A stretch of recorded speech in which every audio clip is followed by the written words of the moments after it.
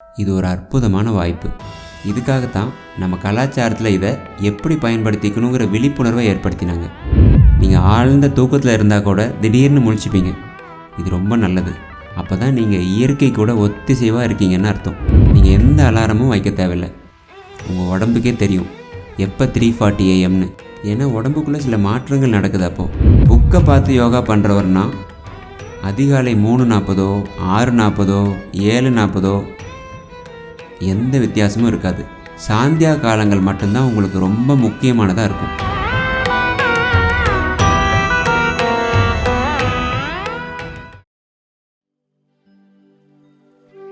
நம்ம பூமியோட சுழற்சியிலையும் அதனுடைய தன்மையிலையும் தினமும் விடியற்காலை 3:20 3:40 சில அடிப்படையான மாற்றங்கள் நடக்குது. இதைத்தான் நம்ம கலாச்சாரத்தில் பிரம்ம முகூர்த்தம்னு சொல்கிறாங்க. இது முக்கியமாக பூமத்திய ரேகையிலிருந்து 33 டிகிரி லேட்டிடியூட் வரைக்கும் இருக்கிறவங்களுக்கு பொருந்தும். இந்த பிரம்ம முகூர்த்தத்தில் மனித உடலே ஒரு குறிப்பிட்ட விதத்தில் செயல்படும். இது ஒரு அற்புதமான வாய்ப்பு. இதுக்காகத்தான் நம்ம கலாச்சாரத்தில் இதை எப்படி பயன்படுத்திக்கணுங்கிற விழிப்புணர்வை ஏற்படுத்தினாங்க.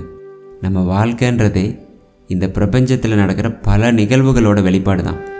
இந்த எக்ஸிஸ்டன்ஸோட தயாரிப்பு தான் நாம் இங்கே தனி எக்ஸிஸ்டன்ஸ் இல்லை. பிரபஞ்சத்தோடு நம்ம ஒத்திசைவாக இருந்தால் சில அற்புதங்கள் நடக்கும். சிகாடஸ் பூச்சி பற்றி கேள்விப்பட்டிருக்கீங்களா? நம்ம அமெரிக்கா ஆஷ்ரம் டென்னிசியில் பார்க்க முடியும். இந்த பூச்சிங்க 17 வருஷத்துக்கு ஒரு முறை தான் கண் விழிக்குங்க. உங்களால் இதை நம்ப முடியுதா? கரெக்டாக 17 வருஷத்தை கணக்கு வச்சு கண் விழிக்குதுங்க. அப்புறம் இனப்பெருக்கம் பண்ணிவிட்டு மறுபடியும் தூங்க போயிடுதுங்க. அதுங்க உடம்புக்குள்ளே இருக்கிற அலாரம் 17 வருஷத்துக்கு ஒரு தடவை அடிக்குது போல். நம்மளை மாதிரி வெளியில் அலாரம் வைக்கல. சரி, எப்படி அதுங்களால் இப்படி பண்ண முடியுது? ஏன்னா அதுங்க இயற்கை கூட ஒத்திசைவாக இருக்குங்க. நாம் ஒத்திசைவு இல்லாமல் வாழ ஆரம்பிச்சிட்டோம். ஆனால் இப்படி வாழ்கிறது தான் சரின்னு நினச்சிக்கிறோம். கண்டிப்பாக இல்லை. பலவிதமான நாட்பட்ட நோய்களுக்கும் நம்ம உடம்புல வர்ற பலவிதமான பிரச்சனைகளுக்கும் காரணம் என்னென்னா, நமக்கு இதை பற்றின விழிப்புணர்வே இல்லை.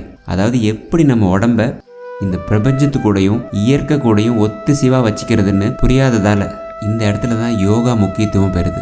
யோகானால உங்கள் உடம்பு பிரபஞ்சத்து கூட ஒரு ஒத்திசைவுக்கு வருது.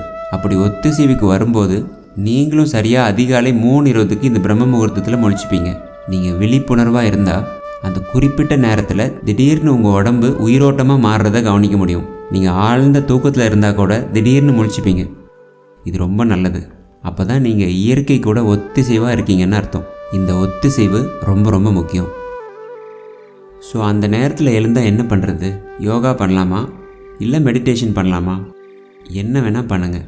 முக்கியமாக எந்த மாதிரி யோக பயிற்சிக்கு தீட்சை வாங்கியிருக்கீங்களோ அதை பண்ணுறது ரொம்ப நல்லது. ஏன்னா தீட்சைன்றது வெறும் யோக பயிற்சி மட்டும் இல்லை. அதை ஒரு விதை மாதிரி உங்களுக்குள்ளே போட்டிருக்கும். ரொம்ப ஆழமாக விதைக்கப்பட்டிருக்கு. எந்த மாதிரி விதை உங்களுக்குள்ளே விதைக்கப்பட்டிருந்தாலும் நீங்கள் பிரம்ம முகூர்த்தத்தில் எழுந்தீங்கன்னா எழுந்து உங்களுக்கு சொல்லி கொடுக்கப்பட்ட யோகாவை பண்ணால் அது அதிகபட்ச நன்மையை கொடுக்கும். ஏன்னா அந்த நேரத்தில் பூமியில் நடக்கிற சில நிகழ்வுகள் உங்கள் உடம்புக்குள்ளேயும் நடக்குது. நீங்கள் கொஞ்சம் இதை கவனிச்சிங்கன்னா, கொஞ்சம் உங்களுக்குள்ள விழிப்புணர்வு வந்துட்டால் கூட உங்கள் உடம்பே சொல்லும் எப்போ பிரம்ம முகூர்த்தம்னு. நீங்கள் நேரமாகவே படுக்க போயிட்டீங்கன்னா நீங்கள் எந்த அலாரமும் வைக்க தேவையில்லை. உங்கள் உடம்புக்கே தெரியும் எப்போ 3:40 AM.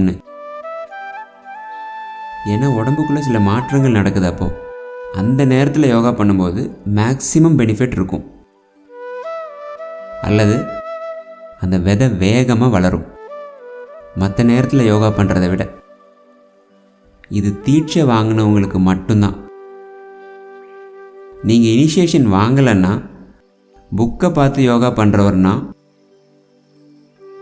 அதிகாலை 3:40 6:40 7:40 எந்த வித்தியாசமும் இருக்காது. சாந்தியா காலங்கள் மட்டும்தான் உங்களுக்கு ரொம்ப முக்கியமானதாக இருக்கும். சாந்தியா காலம்னா சூரிய உதயத்துக்கு 20 நிமிஷம் முன்னாடியிலேருந்து 20 நிமிஷம் பின்னாடி வரைக்கும், அல்லது சூரிய அஸ்தமனத்துக்கு 20 நிமிஷம் முன்னாடியிலேருந்து 20 நிமிஷம் பின்னாடி வரைக்கும்.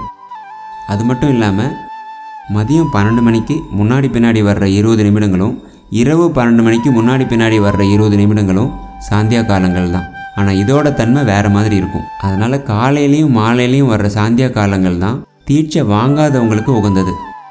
பிரம்ம முகூர்த்தன்றது சக்தி வாய்ந்த தீட்சை பெற்றவர்களுக்கு உகந்தது.